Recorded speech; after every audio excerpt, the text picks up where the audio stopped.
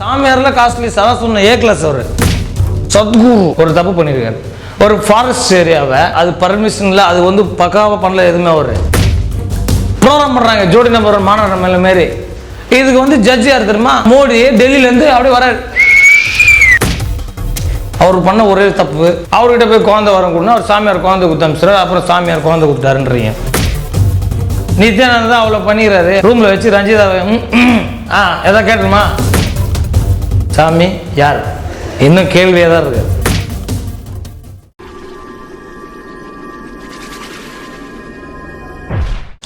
நகர்தானா திரணனா திரணா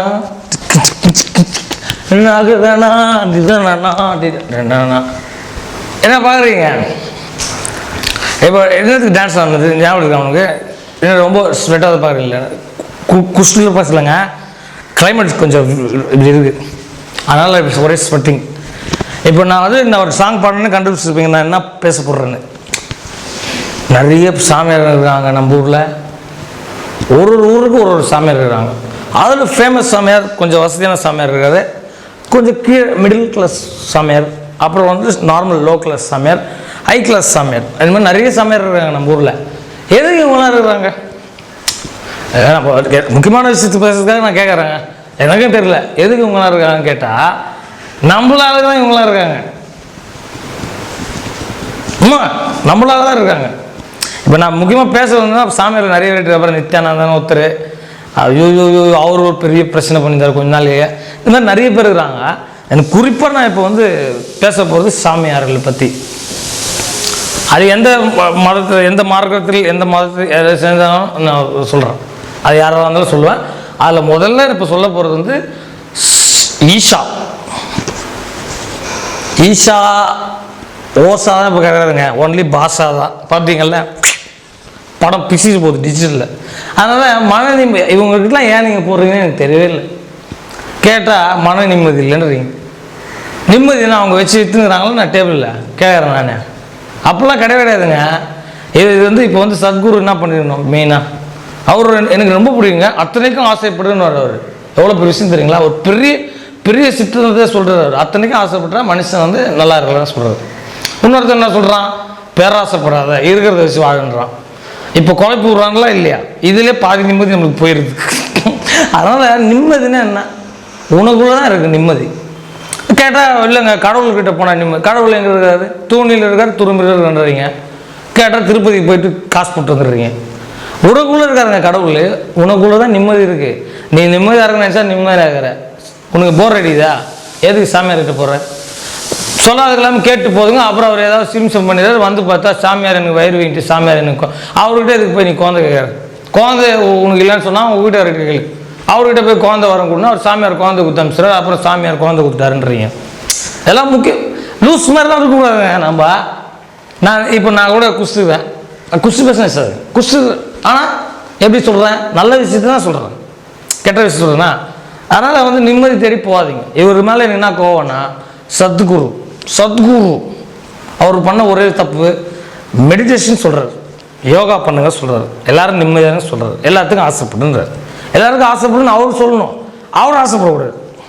எப்படி ஆசை வந்து மொத்தமாக படணும். இப்போ நீங்கள் வந்து ஜீசஸ் எடுத்துங்க, இல்லை பெரிய யாரெல்லாம் எடுத்துங்க, எல்லாருமே சிம்பிளாக தான் இருப்பாங்க. நம்மள முன்னோர்கள் இருக்காங்கல்ல, அவங்கெல்லாம் அவங்களுக்கு சிம்பிளாக இருப்பாங்க, மற்றவங்க நல்லா வச்சுருக்காங்க. இவர் அத்தனைக்கு ஆசைப்பட்டு திரும்பி பார்த்தா கல்ஃப் உள்ளாரு. வேர்ல்டு காஸ்ட்லிஸ்ட் கேம் கட் பண்ணால் போட்டு, பெரிய போட்லாம் விடுறாருங்க சாமியார்.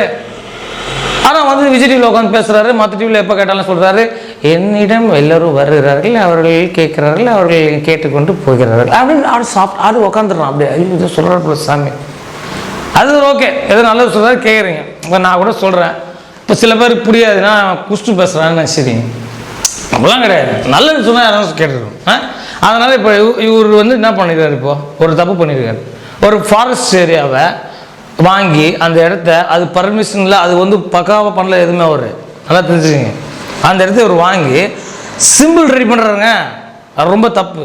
தனக்குன்னு ஒரு அடையாளத்தை ரெடி பண்ணாதது வந்து அவன் பெரிய ஞானி. அது தெரியுமா அவங்களுக்கு?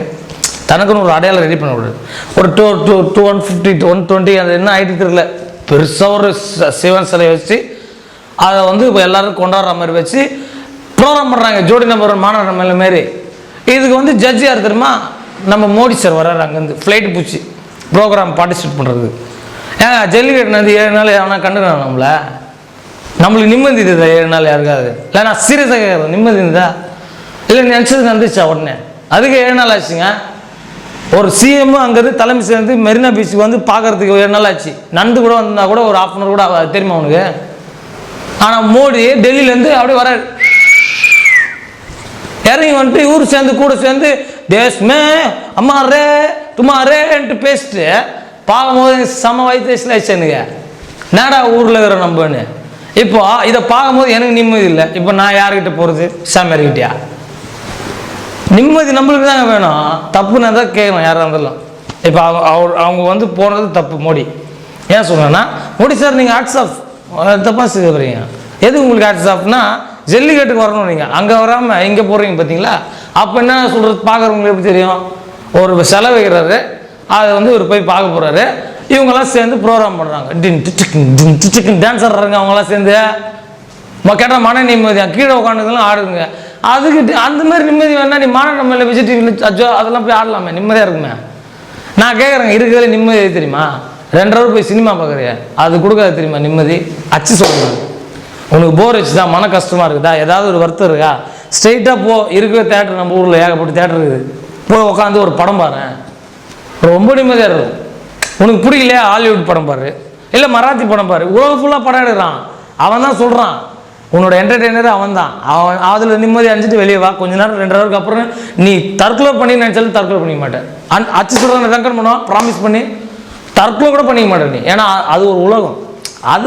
அதெல்லாம் பாரு. அதை விட்டுட்டு இவங்க பாரு சாமியார்கிட்ட போய் உட்காந்து நிம்மதி இல்லைன்னா நிம்மதிலாம் இருக்காது. நான் சொன்ன ஒரே பாயிண்ட் தான், ஓசாவாகட்டும் ஈசாவாகட்டும் பாஷா தான். பார்த்தீங்களா? எப்போவுமே உங்களுக்கு ஏதாவது என்டர்டெயின்மெண்ட் வேணும்னா நிம்மதி வேணும்னா அங்கே போயிருக்கும். சாமியார்கிட்ட போயிட்டு தேவையில்லாத காசு கேட்டால் அவருக்கு கேட்டால் சொல்கிறாங்க ஒரு பேட்டியில், பணம் இருக்கிறவன் அவனுக்கு நிம்மதி இல்லை, என்கிட்ட பணம் கொடுத்து நான் கேட்குறத கேட்டு போகிறான், அதுக்கு நான் என்ன பண்ண முடியும்னு சொல்லிட்டு சிறியர் வர அவர் அப்படின்னு பண்ணால் சிறியருங்க மதன் பாபு மாதிரி பார்க்கும்போது கடுப்பாகுது. அவரை நான் பார்த்து நிறைய ரசிச்சிருக்கேன். அவர் என்ன நல்லா பேசுகிறது மனுஷன் அப்படின்னு சொல்லி ரசிச்சிருக்கேன் அவர் டிவியில்.